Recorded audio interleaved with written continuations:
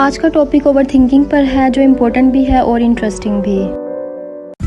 अगर आप अच्छा सोचते हैं तो खुशी क्रिएट होगी और अगर आप बुरा सोचते हैं तो गम क्रिएट होगा।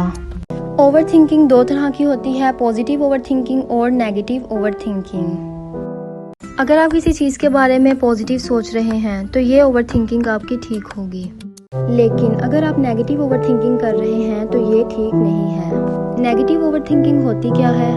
फॉर एग्जाम्पल, अगर आप किसी चीज़ के बारे में बहुत ज़्यादा सोचते हैं और ये सोच आपको परेशान कर देती है, आपको डिप्रेशन में डाल देती है, आपकी खुशी ख़त्म कर देती है और आपकी नींद भी कम हो जाती है। ओवर थिंकिंग की एक वजह फियर होता है। हमें किसी चीज़ का फियर हो जाता है जिसकी वजह से हम ओवर थिंकिंग करना शुरू कर देते हैं, और इस नेगेटिव ओवर थिंकिंग की वजह से हमारी खुशी गम में बदल जाती है। हम सुकून में नहीं रहते, हर वक्त डिप्रेशन का शिकार रहते हैं। फियर एंड ओवर थिंकिंग का रिलेशनशिप क्या है? फॉर एग्जाम्पल, जब आप किसी महफिल में या फिर बहुत से लोगों के सामने बात करते हैं और अगर आपकी बात का कोई मजाक बना दे, आपकी इंसल्ट कर दे, तो आपके माइंड में एक फियर बैठ जाता है कि नेक्स्ट टाइम भी आपके साथ ऐसा ही होगा।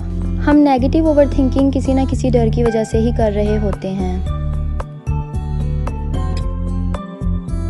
ओवर थिंकिंग को स्टॉप करने के लिए आप बुक्स रीडिंग की एक हैबिट स्टार्ट कर सकते हैं। जब आप बुक्स रीड करते हैं तो ये आप में न्यू थॉट्स को क्रिएट करता है, और इसी तरह से जब आप नई चीज़ें सोचना शुरू कर देते हैं तो पुरानी चीज़ें जो होती हैं, जो आपको एंजाइटी और डिप्रेशन में डाल रही होती हैं, वो ख़त्म हो जाती हैं। बुक्स रीड करते वक्त आपको फुल फोकस रखना है कि आप पढ़ क्या रहे हैं और इसका मीनिंग क्या है। एक एक लाइन को गौर से पढ़ें कि किस बारे में बात हो रही है।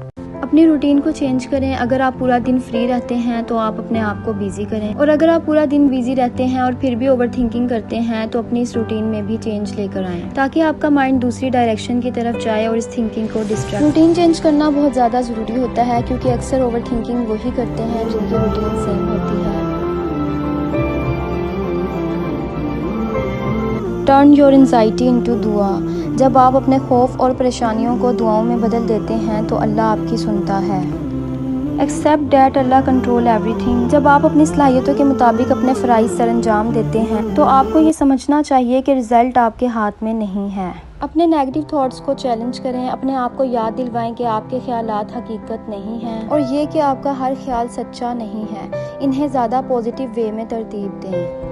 Studies have found that improving your interpersonal skills can help stop you from overthinking.